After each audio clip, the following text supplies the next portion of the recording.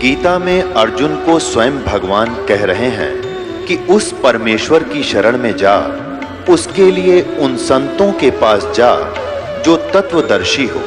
इसी प्रकार हजरत मोहम्मद को उनका अल्लाह कह रहा है कि कोई और पूर्ण परमात्मा है, उसको पाने के लिए उन तत्वदर्शी संत की तलाश कर। वो प्रभु कौन है, ये जानने के लिए कृपया अवश्य सुनिए जगत गुरु तत्वदर्शी संत रामपाल जी महाराज के अमृत वचन। परमात्मा कबीर जी की वाणी में लिखा है कि 72 अक्षौणी खा गए वो चुनक ऋषिश्वर एक, दे धारे जोरा फिर ये सभी काल के बेखे। ओहो, कहते हैं 72 करोड़ सेना ने खा गया ये चुनक ऋषिश्वर। ये चुनक नाम के ऋषिश्वर यानी ऋषियों में भी श्रेष्ठ ऋषि, उसके ये लक्षण है काल के उपासक के। और कहते हैं दे धारे या मौत फिरे, जोरा माने मौत। ये दिखे संत और ये से एटम बम, ये दे धारे मौत फिरे, ये सभी काल के भेख यानी सब काल के समुदाय टोल के टोल फिरे।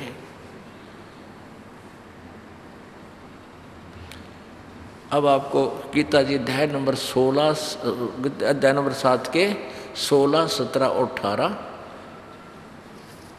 इन श्लोकों से रूबरू कराते हैं।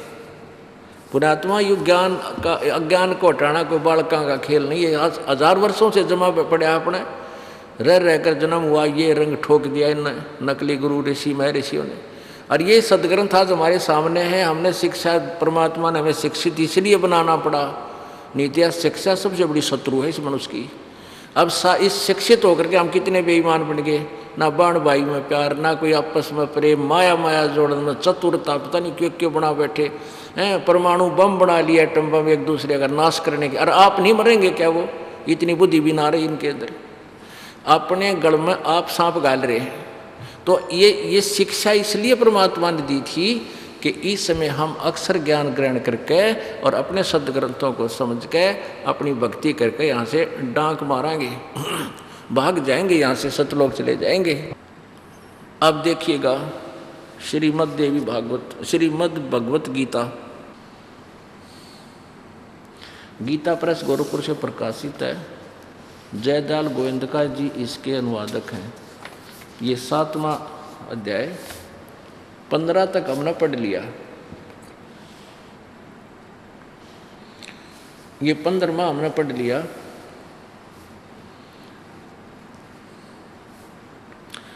इस त्रिगुणमयी माया, त्रिगुणमयी रजगुण ब्रह्मा सदगुण विष्णु तमगुण शिव जी रूपी त्रिगुणमयी माया बड़ी दुस्तर है, जो केवल मुझे बजते हैं वो इससे ऊपर उठ जाते हैं। इस माया के द्वारा ब्रह्मा विष्णु महेश तक सीमित जिनका ज्ञान है, जिनका ज्ञान हरा जा चुका है, वो असुर स्वभाव को धारण के मनुष्यों में नीच और दूषित कर्म करने वाले मूढ़ लोग मुझको नहीं बचते, ब्रह्म साधना नहीं करते। अब ये ब्रह्म साधना कहते हैं 16वें में मेरे कहते हैं, हे भारतवंशियों में श्रेष्ठ अर्जुन, उत्तम कर्म करने वाले सत्कर्तन यानी उत्तम कर्म करने वाले अर्थार्थी, आर्थ, जिज्ञासु और ज्ञानी, ऐसे 4 प्रकार के भक्तजन मुझको भजते हैं, ब्रह्म साधना करते हैं। अब 17वें में कहा है कि उनमें नित्य मुझ में एक ही भाव से सचित अनन्य प्रेम भक्ति वाला ज्ञानी भक्त मुझे प्यारा है, अति उत्तम है, मुझे अति उत्तम है, क्योंकि मुझको तत्व से जानने वाले ज्ञानी को मैं अति प्रिय हूँ और वह ज्ञानी मुझे प्रिय है, अत्यंत प्रिय। अब 18वें में क्या लिखा है कि फिर स्पष्ट करता है कि उदारा सर्वे एव एते ज्ञानी तु आत्मा एव में मतम, मेरे विचार में ये ज्ञानी आत्मा तो है तो श्रेष्ठ, सभी की सभी अच्छी हैं, उदार हैं, अपना जीवन की परवाह नहीं की, अपना जीवन गाल दिया, हजारों वर्षों तक तपस्या करते रहे, साधना करते रहे। ये हैं तो अच्छी उदार आत्मा, अच्छी आत्माएं हैं। और आस्थित स ही युक्त आत्मा माम एवं अनुतमाम गतिम, ये भगवान की भक्ति में, मेरी भक्ति में लीन, ये मेरे वाली घटिया गति में ही आश्रित हैं। अनुतम यानी अश्रेष्ठ। इन्होंने के कुबाड़ कर दिया। देखिए ये सभी उदार हैं, उदारा, परंतु ज्ञानी तो साक्षात मेरा ही स्वरूप है। नहीं, फिर पढ़िए, उदारा सर्वे एव एते ज्ञानी तू आत्मा एव मे मतम। ये सभी ज्ञानी आत्मा तो हैं तो उदार और मेरे विचार में है, एव मे मतम। और ये सभी आस्थित है। आस्थित माने यानी अच्छी प्रकार स्थित है। ये स्थित हैं, स ही युक्त आत्मा, ये सभी युक्त भगवान में लगी हुई आत्मा माम एवं अनुतमाम, इन्होंने अनुतमाम का अर्थ कर दिया अति उत्तम गति स्वरूप। माम माने मुझ में ही स्थित है। ये कहे मेरे वाली घटिया स्थिति में स्थित है, इसलिए घटिया बताई कि ये भी इसने शौनक ऋषि ने क्या कुकर्म कर दिया। एक कपिल मुनि जी थे, ऐसे 60,000 सगड़ के पुत्र थे। उन्होंने, किसी ने बताया भी तुम ऐसे ऐसे एक तालाब बना दो, एक कुआं खोद दो, एक बगीची बना दो, तो तुम्हें एक यज्ञ का फल मिलेगा। तो 60,000 पुत्र थे। राजा सगड़ ने उनको कह दिया, वो सारे के सारे पूरी पृथ्वी में गड्ढे ऐसे ही तालाब बनाने लगे हैं, तो एक बगीची लगा दें, धर्म कमाने लगे। कहते हैं पृथ्वी को चिंता हुई कि अब ये खाने कमाने जोगी छोड़ेंगे नहीं मेरे को, तो ये विष्णु जी के पास गई, विष्णु जी से प्रार्थना किया कि ऐसे ऐसे 60,000 सगड़ के पुत्र हैं और वो ऐसे ऐसे उनका शरण उठ रही है, जगह जगह तालाब बना रहे हैं, बगीची बना हुए हैं, कुआं खोदे हैं, तो इसको वहाँ पर रहने वाले प्राणी कैसे, कहाँ से इसको ऊपर अन्न पैदा करेंगे मेरे ऊपर, ये तो बात बिगड़ेगी। तो विष्णु जी ने कहा कि जाओ मैं व्यवस्था करता हूँ। ये देवी एक अलग अलग देवता हैं जिनको अलग अलग इन गिरोहों को बांट रखा है, इन्हें इनके कमांडर बना रखे हैं। तो वहाँ से अब विष्णु ने कहा इंद्र को कि इंद्र देख ले तेरी पदवी को खतरा है। अब इंद्र ने वहाँ से अपने 2 हलकारे भेजे देवता। अब वो क्या कर रखा था उन्होंने, 60,000 सगड़ के पुत्र थे, उनका विरोध तो करें थे लोग, भाई कहें भी थे भाई क्यों खोदो हो, हम कहाँ रहेंगे, कहाँ खेती करेंगे। तो वो न गढ़दे थे, मानने नहीं थे। घोड़ा छोड़, उन्होंने भी घोड़ा रख लिया एक कि किसी ने युद्ध करना है तो हमारे साथ इस घोड़े को पकड़ दो, हमारे से हमसे बात मत करो। वो घोड़ा बांध के साथ रखे थे वह। तो वो इंद्र के हलकारे, इंद्र के दूत गए, रात में वो तो सारा दिन धद्दा करके 60,000 तक पढ़ के सो गए। वो घोड़ा खोल के उनका, और एक कपिल नाम का ऋषि था, मुनि था, वो काफ़ी वर्षों से साधना कर रहा था और उसकी दाढ़ी पलक भी नीचा आकर धरती पर टेक रही थी, इतने वर्षों से साधना कर रहा था। और उसकी जैसे आसन पद्म लगा रखा था, सूख का कांटा सा हो रहा था, जैसे वृक्ष की जड़ माटी छोड़ जाया करे ना, वो जड़ ने कौन सी लटका करे नदी खार पार पशु बांध दे उनका रसत है, तो ऐसी वो उसकी साथड़ हो रही थी। उन रात ने उन देवताओं ने, अवतारों, उस इंद्र के नौकरों ने 60,000 उस सगड़ के राजाओं लड़कों का घोड़ा खोल के कपिल मुनि की जांग के बांध कर जाते रहे। अब उन्हें सोचा था तुम्हारा घोड़ा पकड़ लिया किसी ने। घोड़े की तलाश करते करते पैर देखते देखते उसके पैरों के चिन्हों को और पहुंच गए। अब ऋषि तो बड़ा मस्त था, उसकी पलक टिकी हुई थी, उसको पता ही नहीं कौन के बांध गया। तो सगड़ के पुत्रा में अभिमान था, अभिमानी हो जाता प्राणी, थोड़ा सा भी किसी प्रकार का उसमें बल हो जा। तो उन्होंने उस ऋषि के दोनों हीखों में, हीख बोलते हैं नीचे यहाँ बाजुओं से नीचे की पंसलियों पर, अपने भाले चबो दिए, जो एक ने न्यूनतर एक ने न्यूनतर। अन्यों कहो तो हमारा चोर हमारे घोड़ा खोल कर यहाँ बैठ गया। क्यों बैठा था ऐसे एक छुपी सी गुप्त सी जगह पर। अब वो ऋषि का दर्द होया, अच्छा दर्द होया उसके, नोकीले वाले थे, तो एकदम उसने क्रोध में वो पलक उठाई और वो 60,000 का टोड़ सामने खड़ाया था। वो पलक उठाई तो उसमें से क्रोध अग्नि बाण छूटे, एटम बम बन रहे थे। वो 60,000 सगड़ के पुत्र सर्वनाश कर दिए। ओए होए, कहते हैं 60,000 सगड़ के होते वो कपिल मुनीश्वर खाए। और तेरा गजब, ये मुनि श्रेष्ठों के लक्षण हैं। तो ये परमात्मा कहते हैं बेहतर सोनी खा गया वो चुणक ऋषि ईश्वर एक, ये दे धारे मौत फिरे सभी काल के भेखे। अब यहाँ क्या बताया जा रहा है कि ये ज्ञानी आत्मा है तो उदार, लेकिन ये भी मेरे वाणी अनुत्तम घटिया साधना में ही लीन है। क्योंकि ये ऐसे इनमें ये गुण इतने आ जाते हैं, सिद्धियाँ आ जाती हैं, ये अंडी पाक जाते हैं, किसी की परवाह नहीं करते, और फिर बाकी लोग इनका आगे करबद्ध हो जाते हैं, डरते। कदे श्राप ना दे दे, कदे घर हमारे परिवार का नाश ना कर दे। साधु संत कभी नाश नहीं करते, वो बसाया कर उजाड़ा नहीं करते। ये तो ततैये हैं बेरड़े, हाथ टेकते लड़ जा, दाव आगी तो लड़ जा। ये तो मड़ा से भी इनके विरोध में थोड़ी सी भी इनके विपरीत कोई बात कर दी, उसी से श्राप दे दें। लेकिन परमेश्वर कबीर जी के भक्त के ऊपर इनका श्राप काम नहीं करे, ना इनका कोई अटैक काम करे, लेकिन अपनी मर्यादा में रहते हुए रहें। अपनी तरफ से किसी संत को छेड़ा छाड़ी बकवाद नहीं करे, और वो हमारे पर कोई बकवाद करे तो करण दे, वो चाहे सिर पटक दिया, उसका कोई अटैक नहीं होगा किसी प्रकार का भी। कोई जंतर मंत्र भी नहीं कर सकता हमारे ऊपर, कितनी कोशिश कर लियो। अब 7वें अध्याय के 19वें श्लोक में कितनी प्यारी व्याख्या की है।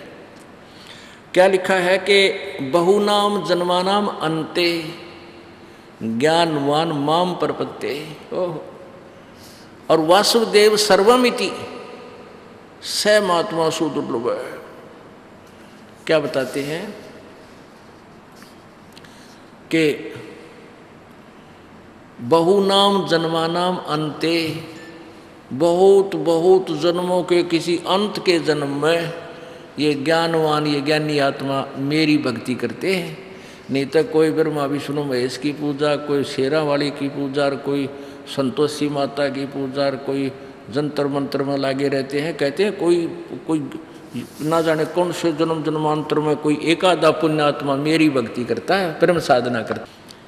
और फिर क्या बताते हैं, वासुदेव सर्वमिति स महात्मा सुदुर्लभ है। ये बताने वाला कि नहीं, ये ब्रह्म तक की साधना भी अनुत्तम है।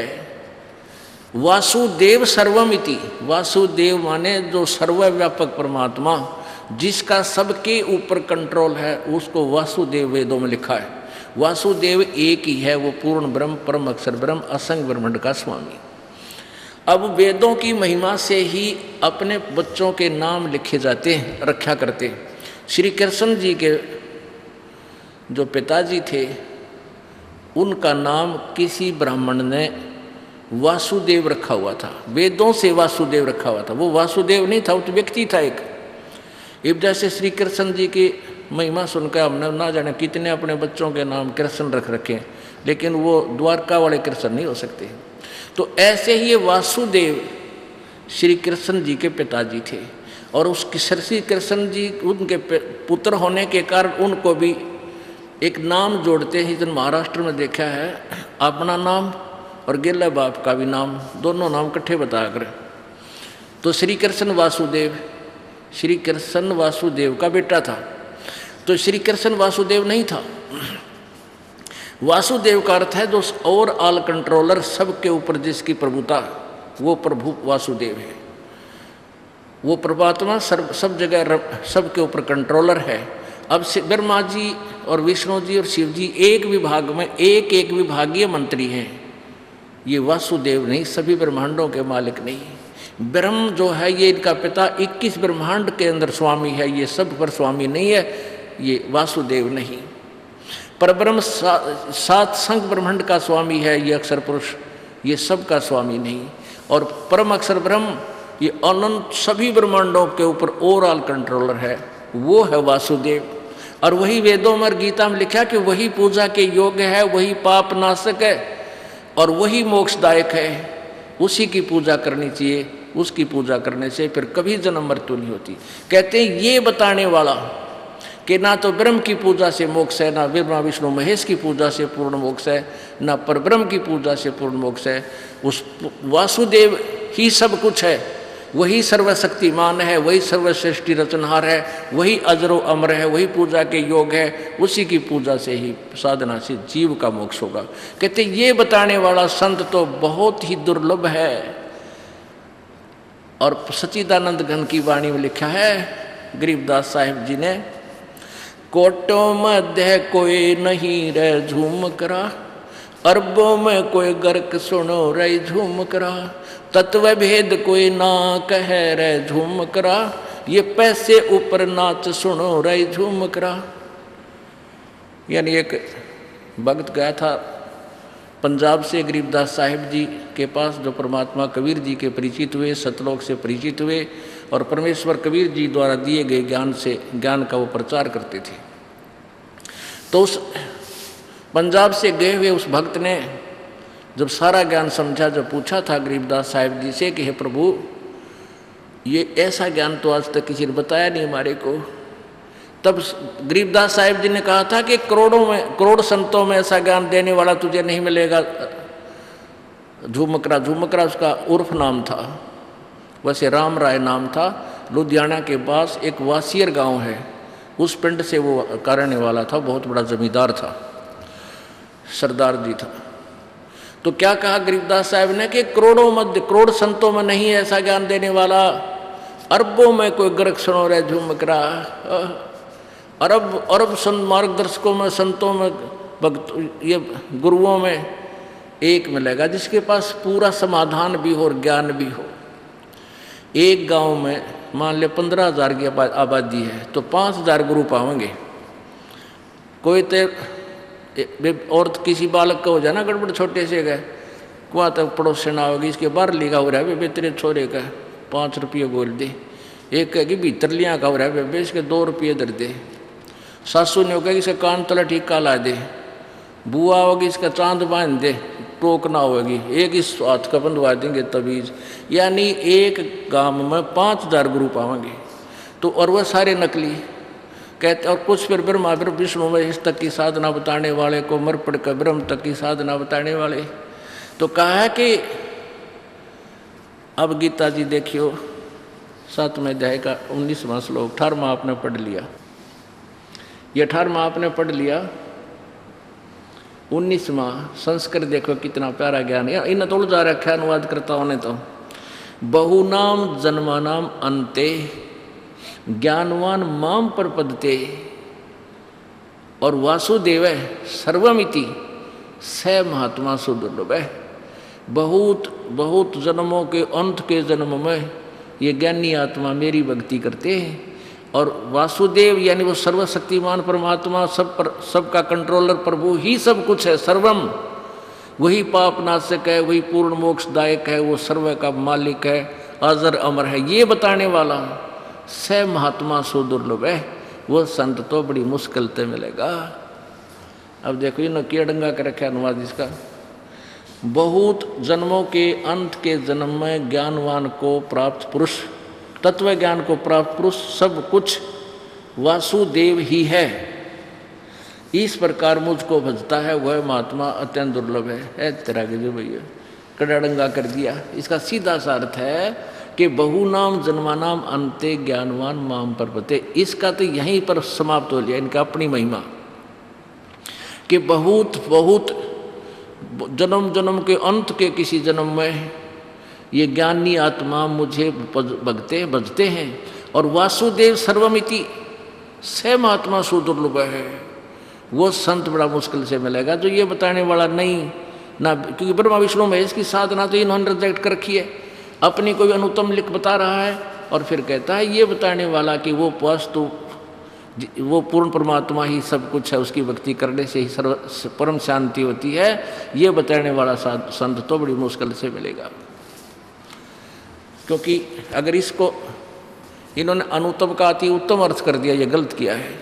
यदि यही अति उत्तम होती तो गीता जी अध्याय नंबर 18 के श्लोक नंबर 62 में गीता ज्ञानदाता अन्य परमात्मा के बारे में नहीं कहता कि उसकी भक्ति सर्वभाव से उसकी शरण में जा, उसकी पूजा से ही तो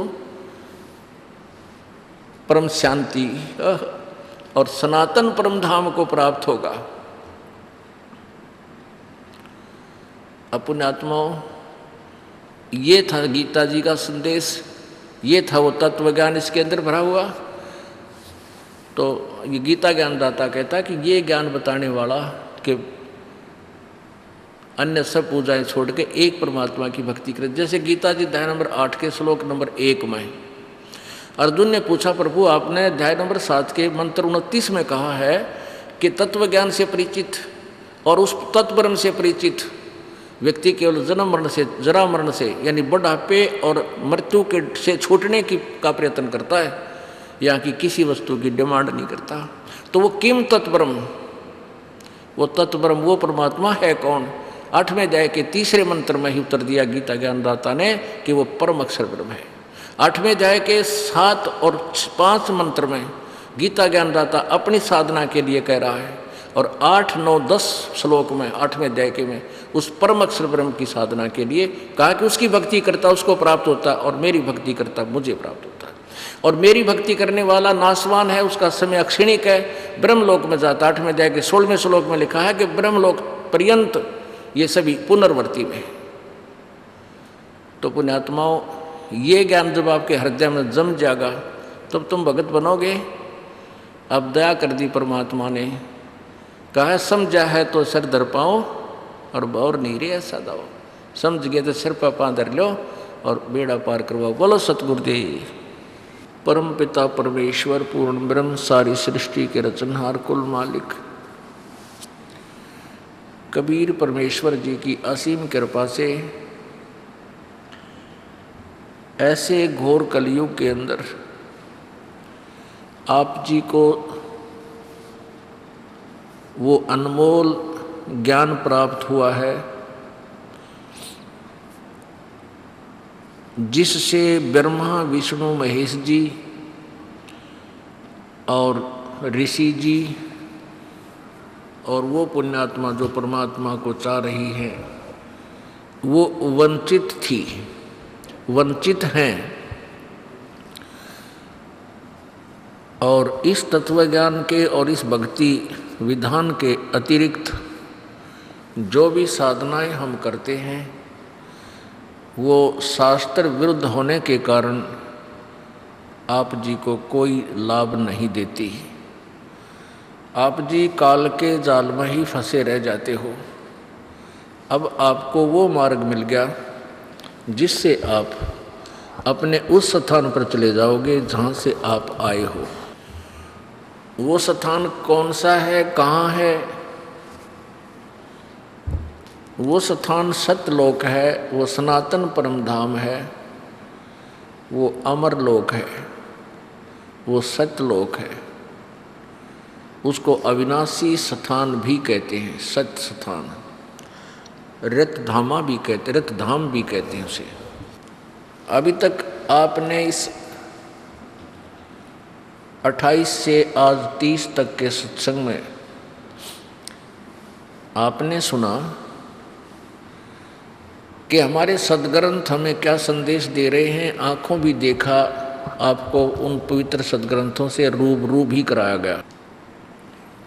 आप जी को क्या पता लगा कि हमारे सद्ग्रंथ बताते हैं कि ब्रह्मा विष्णु महेश जी एक ब्रह्मांड में ये एक विभागीय साहब हैं, भगवान हैं, राम हैं। जैसे एक प्रांत में एक मुख्यमंत्री होता है, अन्य मंत्री होते हैं।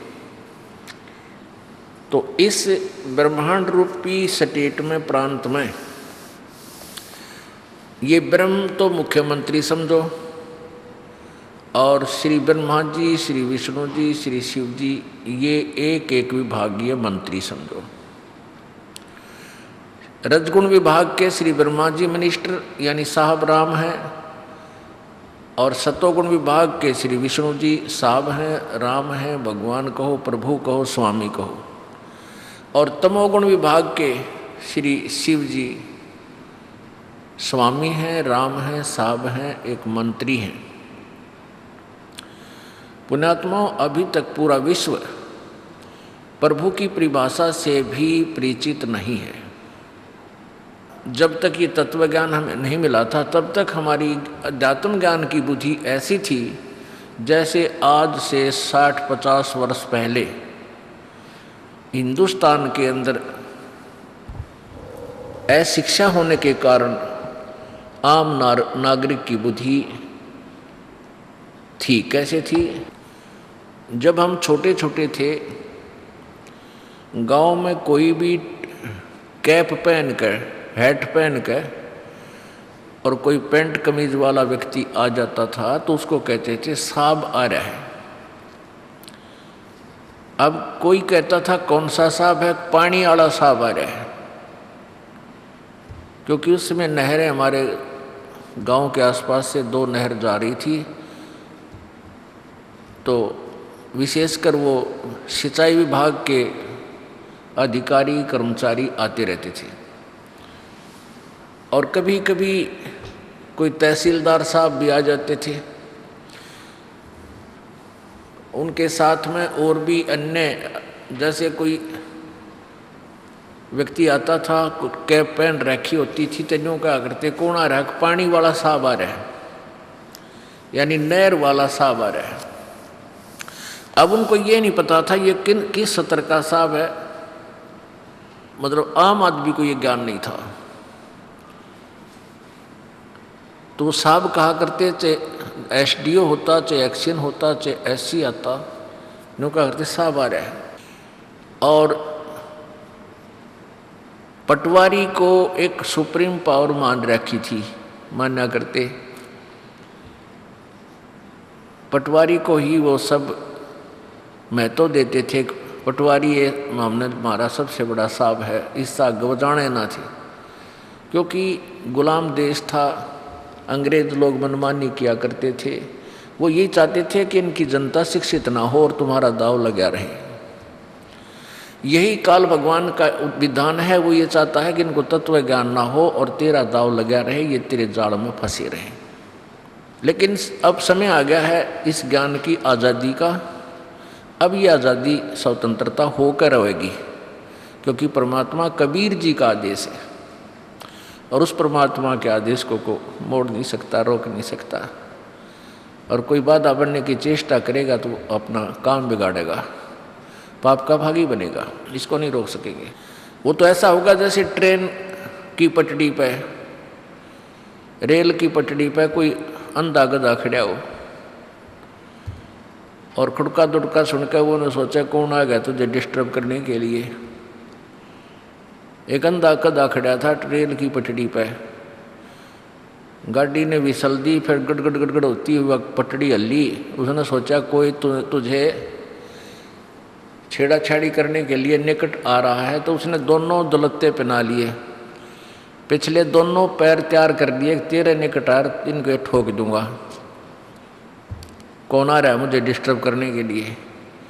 अब जो ही ट्रेन निकट आई तो उस भगत जी ने दोनों लात मारी उसका, रेल का इंजन का, उठा कर उस इंजन ने वो पटक दिया, एक लो टुकड़े टुकड़े हो गया। तो परमात्मा के मार्ग में बाधा करना वही व्यक्ति कर सकता है जो अंधे गधे जैसा होगा। उसकी दशा क्या होगी वो समय बताएगा। जैसे हिरण्यकशिपु की हुई, रावण की हुई और कंस की हुई, ये तो एक मोटे उदाहरण है। और अब दिखा जाएंगे जो इसमें जो वादा किया जिन लोगों ने, उनके लिए केक रहेगा भगवान आपकी आंखों के सामने होगा। हम नहीं चाहते कि किसा बुरा हो, नहीं, और ना हमारे सोचे तो, और ना हमारे किए से हो। जैसा जिसका कर्म उसको अवश्य दिया जाएगा। तो फिर ये पूरे विश्व में परमात्मा का मार्ग फैलेगा। अब स्वतंत्रता का समय आ गया है। तो क्या था, पहले हमारे ऐसी स्थिति थी जैसे इस ज्ञान से पहले हम ब्रह्मा विष्णु महेश से ऊपर किसी को नहीं समझा करते।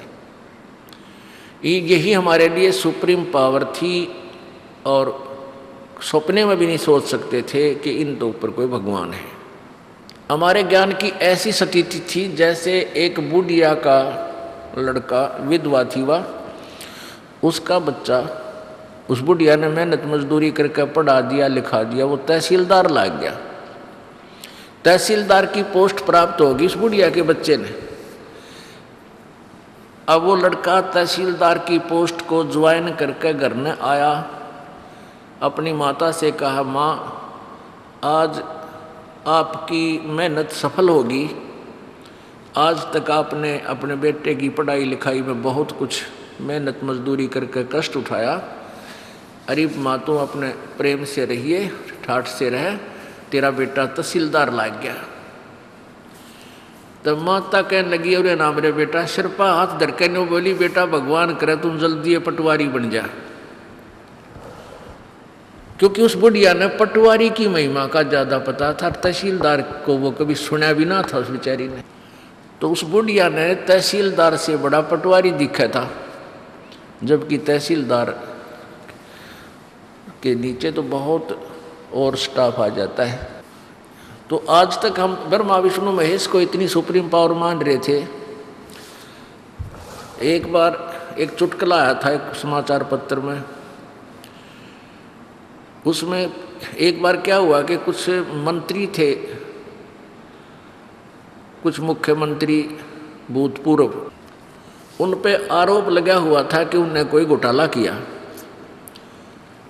और घोटाले के बारे में विवरण दे रखा था कि यदि ये घोटाला सिद्ध हो गया तो इस मंत्री को इतनी सज़ा हो सकती है, इस मंत्री मुख्यमंत्री को इतनी सज़ा हो सकती है।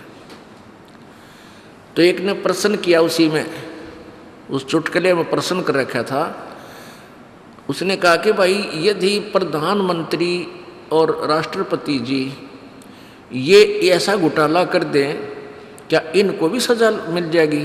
तो उत्तर देने वाला कहता ये कि डीसी लाग रहे हैं, इनकी भी सज़ा होएगी। यानी प्रधानमंत्री राष्ट्रपति से भी हमारी सोच में जो पुराने शब्द थी, हम डीसी ने सबसे सुप्रीम मान रहे थे कि ये के डीसी लाग रहे हैं। तो पुण्यात्माओं, आज हमारे आध्यात्मिक ज्ञान की ये स्थिति थी जब तक हमने ये तत्व ज्ञान नहीं मिला था या जागृति नहीं आई थी। अब हम ये दास आपको परमात्मा की परिभाषा बतावेगा, डेफिनेशन ऑफ गॉड। पुण्यात्माओं, ये कोई आदेश है परमात्मा का और रजा है प्रभु की कि आप पुण्यात्माओं के ऊपर इस तत्व ज्ञान के प्रचार के लिए इस दास को चुना गया, क्योंकि ये दास एक मजदूर व्यक्ति था, किसान के घर जन्म था, और किसान का काम इतना अनथक होता है, रात और दिन का उसने कोई चिंता नहीं, चाहे रात में भी पानी देने जाता है, दिन में हल जोतता है, पशु भी संभालता है। तो इसलिए इस दास के ऊपर ये बाहर आया तो वही मजदूरी दास को मिल गई, और कितनी मेहनत करके रात और दिन आप देख रहे हो। यहाँ सुबह 6 बजे दास बैठ जाता है भक्तों के दुख सुख सुनने के लिए, परमात्मा के दरबार में अर्जी पहुंचाने के लिए, और शाम के 6 बज जाएंगे, 7-8 भी बज जाएंगे, 9 भी बज जाते हैं, 10 भी बज जाते हैं। दास अपनी जो आज्ञा दे रखी परमात्मा ने मालिक की, तो ये बोलना तो 2 घंटे में आदमी फ्यूज हो जाए जब मालिक की रजा ना होता। ये गीत गान जाया करती हमारी माँ, पहला किसी का ब्याह हो जाता, 2 दिन गीत गा गांधी, तीसरे दिन गला बैठ जाया करता इनका, बोले बिना जाया करता। और यहाँ 18 घंटे बोलना पड़ता उस मालिक की कृपा से। और जो अन्य संत हैं उन्हें तो घिसी पिटी बात बतानी है, आपने सब ने पता है, राम ने ये करा, कृष्ण ने ये करा, सुदामा और कृष्ण की मित्रता, 5-4 कथा सुनाई, 2 घंटे पार बोले, लेकर चंदा अपना जाते रहे। और ये तो ए से लेकर जेड तक सारी कहानी समझानी पड़ रही है। जैसे एक लेक्चरर है या टीचर है, 8 घंटे ड्यूटी होती है, मेरे ख्याल में 4 घंटे नहीं बोलता वो, और लेक्चरर तो 50-60 हज़ार रुपये तनख्वाह लेते हैं। और ये दास 2 रोटी सुबह खावे, 2 सांझ में, और जिसा कपड़ा बच्चे दे देते हैं वो पहन लेते हैं, और 18-18 घंटे रोज़ाना 8-8-9-9 घंटे मालिक की चर्चा गुणगान और दुख सुख सुने जाते हैं। तो ये परमेश्वर की कृपा है कबीर भगवान की। और दास को ये मजदूरी मिल गई, दास को पता है कि ये मेहनत मजदूरी मुझे क्या मिलेगा इसका, यहाँ का पैसा तो यहीं रह जाएगा, ये हमने सतलोक की शक्ति मिलेगी, वहाँ की माया मिलेगी जहाँ हमने जाना चाहते हैं। दास को यही मजदूरी मिली है तो दास इसमें कमी नहीं छोड़ेगा, क्योंकि पता है कि मजदूरी में थोड़ी सी भी आलस किया तो राम रूठ जाएगा। राम रूठ गया फिर हमारे पास क्या रह जाएगा? हमने राम नहीं रूठने देना, अपना भगवान रुष्ट नहीं होने देना। तो इसी प्रकार पुण्यात्माओं, आप भी यहाँ आते हो, जैसा भी किसी की दाव लगे सेवा मजदूरी का अवश्य करनी चाहिए। खाना बनाना है, सर्विस करानी है, आज्ञा ले ले भाई, हम भी सेवा करना चाहते हैं। अगर नहीं आपका नंबर आता है, ज़्यादा सेवक हो जाते हैं और आपके हृदय में वो सेवा करने की इच्छा है, तो आपकी सेवा होगी, क्योंकि आपकी चाह कि मैं करूं और एक कहे तभी ना उठे सेवा करने, तो वो तो व्यर्थ में आ रहा है, उसके अंदर लगन नहीं है।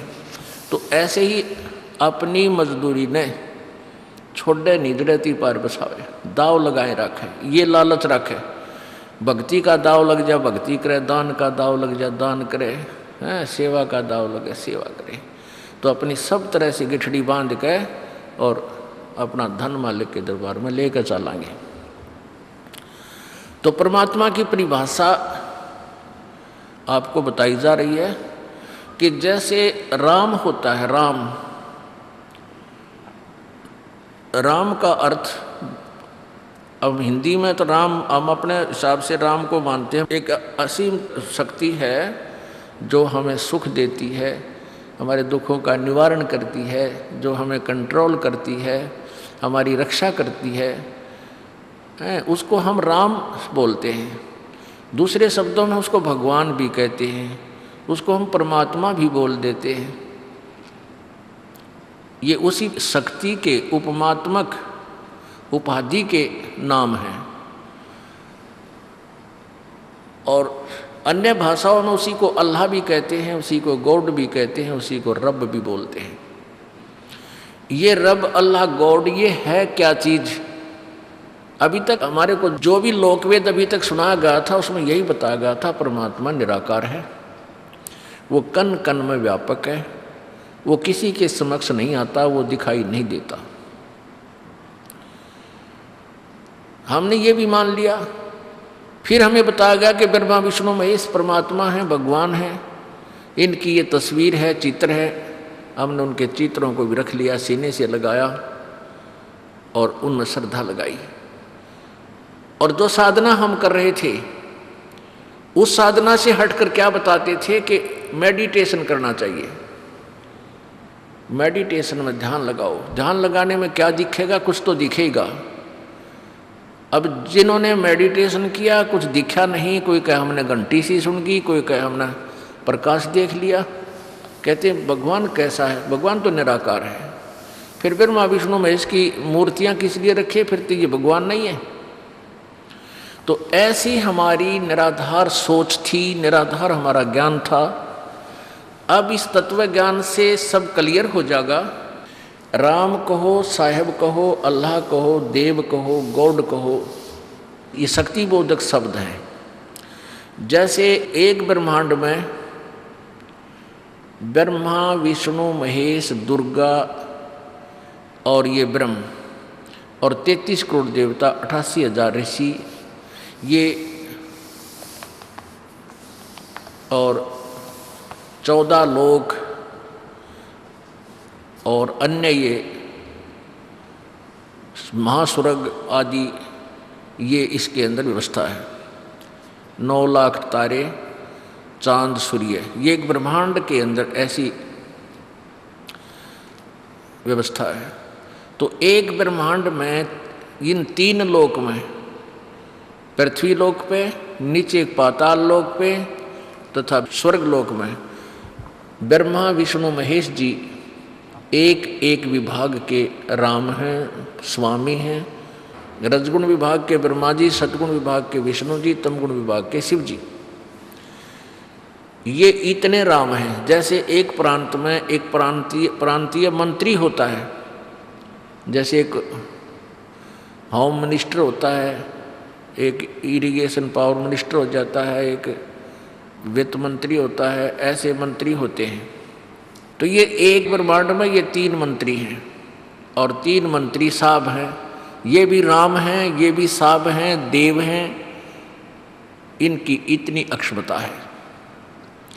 एक ब्रह्मांड में मानो एक प्रांत में ये ब्रह्म जो है ये एक चीफ मिनिस्टर है। ऐसे ऐसे इसके अंतर्गत 21 ब्रह्मांड हैं। ये प्रत्येक ब्रह्मांड में स्वयं ही ऐसे as a chief minister control करता है। ये इतना राम है, 21 ब्रह्मांड का स्वामी है। अब एक अक्षर पुरुष है, जैसे गीता जी अध्याय नंबर 15 के 1 से 4 मंत्र में और 16-17 में इन 3 परमात्माओं की, 3 भगवानों की न्यारी न्यारी स्थिति है। एक तो उल्टा लटका हुआ संसार रूपी वृक्ष का प्रमाण देकर के गीता ज्ञानदाता ने बताया कि ऊपर को जड़ तो पूर्ण परमात्मा है संसार रूपी वृक्ष की, और नीचे को तीनों गुण रजगुण ब्रह्मा सतगुण विष्णु तम गुण शिवजी रूपी शाखाएं हैं।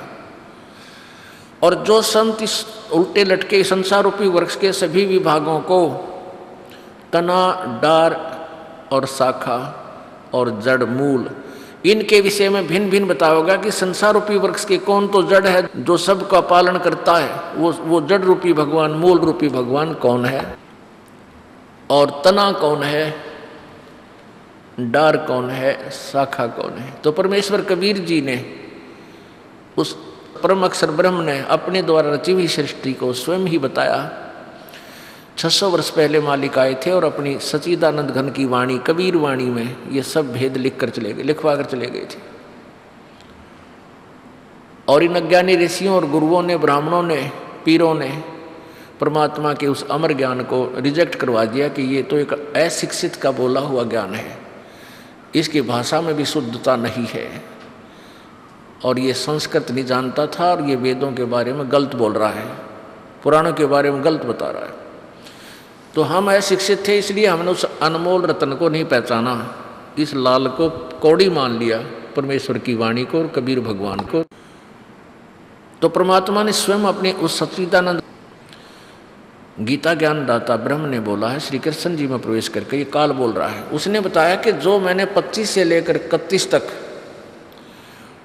जो भी साधनाओं का विवरण दिया है, इसके अतिरिक्त और सच्चिदानंद घन की वाणी में ब्रह्मणे मुखे,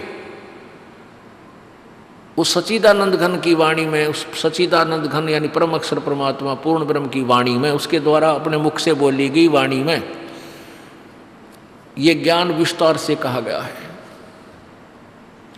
और चौथे अध्याय के 34वें श्लोक में बताया कि उस तत्व ज्ञान को तू तत्वदर्शी संतों के पास जाकर समझ, उनको दंडवत प्रणाम करने से, कपट छोड़कर प्रसन्न करने से वह तत्व ज्ञान से परिचित महात्मा तुझे तत्व ज्ञान करावेंगे।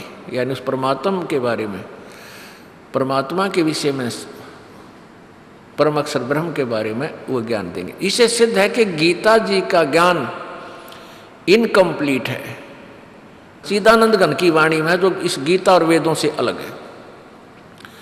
अब यहाँ थोड़ी सी गड़बड़ कर रखी अनुवादकर्ताओं ने। इस ब्रह्मणे का अर्थ इन्होंने वेद लिख दिया, वेद की वाणी में। मुख्य माने तो वाणी ठीक है, मुख्य माने मुख्य परमात्मा के मुखारविंद से उच्चारित वाणी, और ब्रह्मणे का अर्थ इन्होंने कर दिया वेद। नहीं, ब्रह्म का अर्थ वेद नहीं होता कहीं पर भी।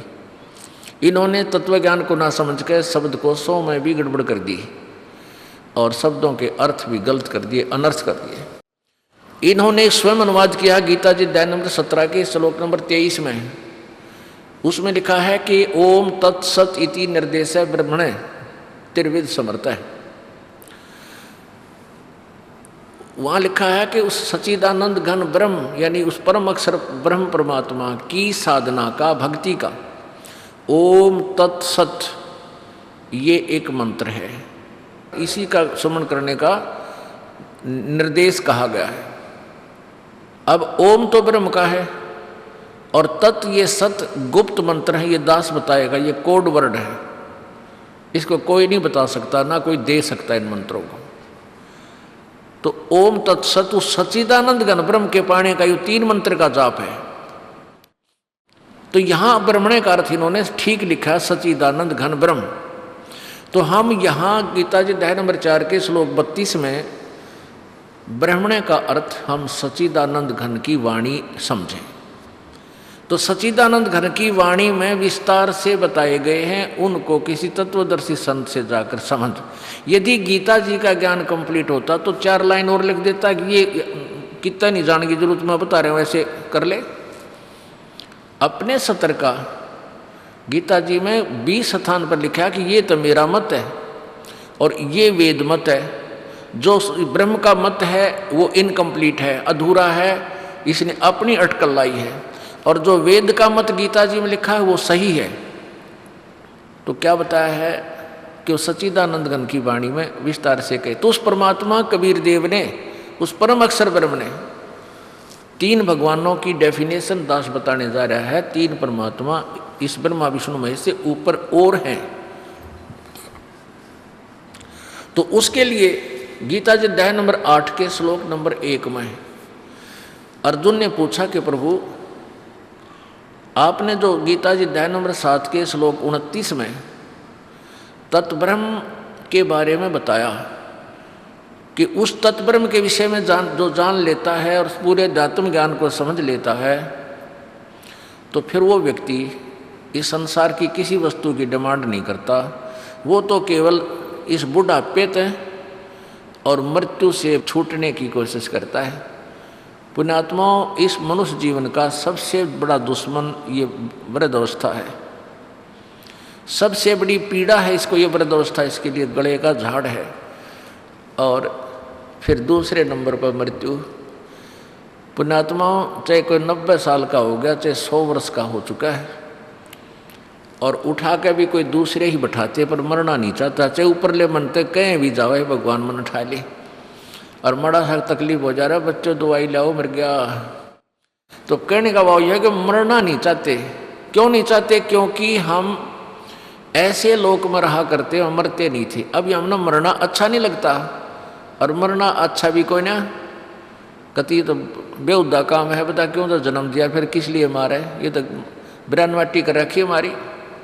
और बुढ़ापा सबसे बुरा इस जीव। देखो ये बच्चे जवान हैं, बालक हैं, ईबते परवाह करते कोई ना, पर भगवान से डरे, ज्ञान सुने, फिर इन बूढ़ियाँ तो बतलावा बैठ के, कभी जिन पर उठ कर बैठा भी नहीं जाता, बेचारों पर बैठ कर उठा भी नहीं जाता। और पहले ये कभी युवा थे और 40-40 50-50 किलो का वजन आप तो उठा के सिर पर रख के खेतों से चारा लाया करते। हमारे पिताजी देख लो सुकड़ के किसे हो गए, और ये इतने बलवान थे, अकेले ये हाथ के मशीन थी वो चारा काटने की, और 10-10 15-15 ये गट्ठड़े अकेले काट दिया करते। हमारे पता गहरे भी ना उसमें चारा लगा करते ना काटने के लिए, वो भी ना लगा करते रहे अकेले, ऐसी छाती थी इनकी, अरे भी इन पर उठा बैठा भी ना जाता। तो ये बुढ़ापा हमारा सबसे शत्रु है। ये बुढ़ापा हमारे पाछे यो फिर कति कंडम हो जाए, सारे दर्द, सिर में दर्द, कड़मा दर्द, पिंडी भड़के, दांत दुख, कदे कढ़वाने कदे चढ़वाने, आँखें दिखना बंद हो गया, कदे कुछ हो गया। तो कहते हैं जिसको यो ज्ञान हो जाएगा वो फिर यहाँ से पीछा छुटवा होगा। परमात्मा की भक्ति से बुढ़ापा भी फिर बड़ी यात्रा कटा करे, ये सत्कर मान लेना। परमात्मा का सहयोग मिलने के बाद आपका वृद्धावस्था भी अच्छी तरह कटेगी। लेकिन जिन्हें पहले से शुरू कर रखा, इब आज कति कंडम हो लिया, उठा जाता ना बैठा जाता, इब नो कहीं नाम लूँगा।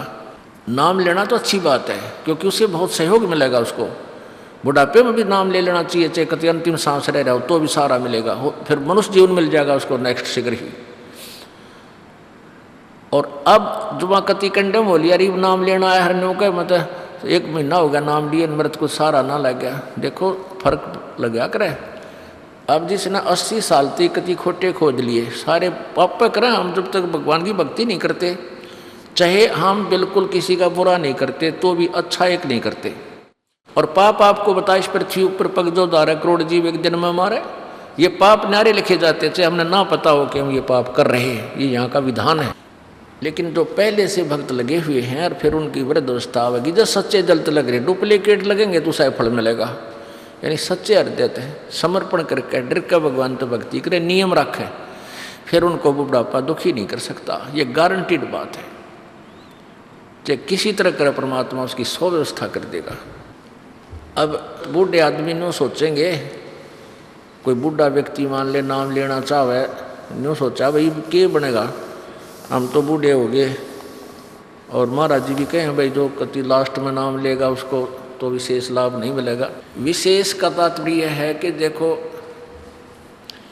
एक तो आदमी 10 साल से भक्ति कर रहा है और एक जमा कति कंडम हो लिया, सब तरह से दुख पा लिया, वृद्धावस्था ली, फिर उसको कहते हैं ले नाम ले ले, तो कुछ दिन तक फिर भी आनाकानी करता हुआ व्यक्ति, क्योंकि उसको ज्ञान को नहीं वो परमात्मा के विषय में, तो फिर वो नाम ले भी लेता है, तो वो श्रद्धा उसकी नहीं बन पाती। जैसे कहते हैं रण भक्ति और दान तीनों काम जवान। तो जो बुढ़ापे में अब इंसान कति कंडम हो रहा नाम लेगा तो उसको थोड़ा सा अभी समय लग जाएगा, भक्ति करने से सहारा तो मिलेगा, लेकिन जो पहले से भक्ति करते आ रहे हैं उनको आप देखना उनका चेहरा न्यारा खिला रहेगा और लाभ उसको भी होगा, लेकिन उनकी तुलना में इतना नहीं हो पाएगा, फिर भी सहारा मिलेगा। एक वृद्ध व्यक्ति था, सत्संग सुन रहा था, दास ने सत्संग किया, भाई ऐसे ऐसे भक्ति ना करने से ऐसे आपत्तियाँ आवेंगी, बुढ़ापा बुरी तरह तंग करेगा। तो बूढ़ा हो रहा था, उस समय लगभग 65 साल की उम्र थी उसकी। तो सत्संग 3 दिन हम गांव में करते थे, उसने सत्संग सुना, दूर बैठ के अपने घर पर हुक्का पी और सत्संग सुना। अगले दिन वो शाम को सत्संग के उपरांत आ गया। जब हमने सत्संग कर लिया, जब वो बूढ़ा आ गया, 2 दिन सत्संग सुना, अगले दिन उसने आके और आँखें में पानी भर लिया बैठ के मेरे पास। जिसके हम सत्संग कर रहे थे उन्हीं का पिताजी था वो, और वो सत्संग का विरोधी था, मेहनती आदमी था, किसान था। वो कह रहा था कि हमारे घर पर 2 किले थे, मैंने 10 किले बना दिए इन बालकों की खातिर। फिर सारी कहानी बताई। तो उसने कहा महाराज जी मैंने तो आज आपका ज्ञान सुना, जिंदगी में पहली बार ये वचन सुने, और मैं तो सत्संग का विरोधी था। आज मेरा तो कलजा पाट रहा, रात की नींद नहीं आई मुझे। जो ज्ञान आपने सुनाया भी ऐसी दुर्गति जीव की होगी जिन्हें भक्ति नहीं करी। और आज से 20 साल पहले मैं सुनूँ तो ना मानूँ आपकी बात, क्योंकि शरीर जवान था और सारी बात ठीक ने भौंके हैं ऐसे कहते, पर आज मुझे सारी बातें जो आपने बताई मेरे अंदर से बीत चुकी हैं, और अब मेरी गिल के बनेगी। मैंने तो सारी उम्र तो हुक्का पिया, हुक्के का पाप बताया कि तम्बाकू से कितना पाप होता है प्राणी को, और सारी उम्र हलवाया इसमें भी पाप करे, और पुण्य कोई नहीं करा, बनता ही नहीं पुण्य कोई। तो मेरा केरा होगा, मैं तो मर गया कति। अब क्या मुझे भी लाभ मिल सकता है? तो इस दास ने बताया कि ऐसी कोई बात नहीं, आप नाम लो और सच्चे मन तो भक्ति करो, सुनाई होगी आपकी। तो वो कहने लगा ना जी मेरा क्या बना था, मेरा तब डोरा हाथ छूट ली। अब दास ने कहा कि छुट्टी कुछ ना बताई, आज 65-70 की तेरी उम्र है और शरीर भी ठीक सा ही लग रहा है। हो सकता है 2-4 साल 10 साल मालिक तेरा एक्सटेंशन कर दे, तो भक्ति तो शुरू कर, एक्सटेंशन कर देगा भगवान तेरी आयु को, यदि सच्ची लगन तक करेगा तो। अब वो तो कति सारे उस निकल चुका था सब क्रियाओं में से, एक एक बात सच्ची जो थी, जो दास बताओ था जो सत्य ही थी। तो उन्होंने बोला जी, फिर रोने लग गया कि मेरी तो बात ना बने, बात गई मेरे हाथ से छूट गई। परमात्मा का जो ज्ञान था, दास ने बताया कि जैसे कुएं में बाल्टी पड़ती हो, पहले क्या होता था 100 फुट गहरे कुएं खोदा करते, 120 फुट लंबा उसका रस्सा बांध कर जब पानी खींचा करते नो चले जाते इतनी दूर ताई, और एक बाल्टी पकड़नी आवड़ा खड़ा रहा करता।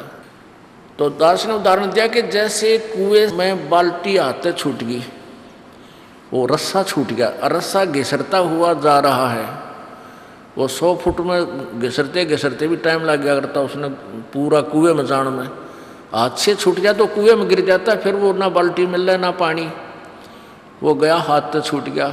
तो दास ने वो बताया कि जैसे कुएं में बाल्टी पड़ती हो और वो रस्सा घिसरता हुआ जा रहा है और भाग दौड़ के और उसको पकड़ने की चेष्टा करे और 1 फुट का भी शेष रह रहा वो पड़ते पड़ते कुएं में जाते जाते और वो मिल गया, वह पूछड़ी भी ठागी तो भी कुछ भी ना गया, बाल्टी भी वापस और पानी भी मिले।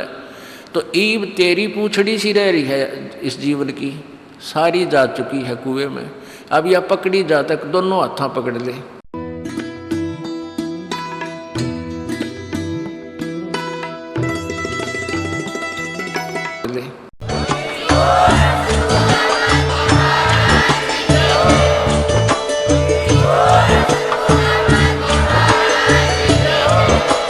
आप सुन रहे थे जगत गुरु तत्वदर्शी संत रामपाल जी महाराज जी के मंगल प्रवचन। अधिक जानकारी के लिए विजिट कीजिए हमारी वेबसाइट www.jagatgururampalji.org। संत रामपाल जी महाराज जी के शुभ आशीर्वाद से पूरे विश्व भर में 500 से भी ज्यादा नाम दीक्षा केंद्र हैं, जिन पर संत रामपाल जी महाराज जी द्वारा ऑनलाइन निशुल्क नाम दीक्षा दी जा रही है। अपने नजदीकी नाम दीक्षा केंद्र का पता करने के लिए संपर्क करें 8222880541।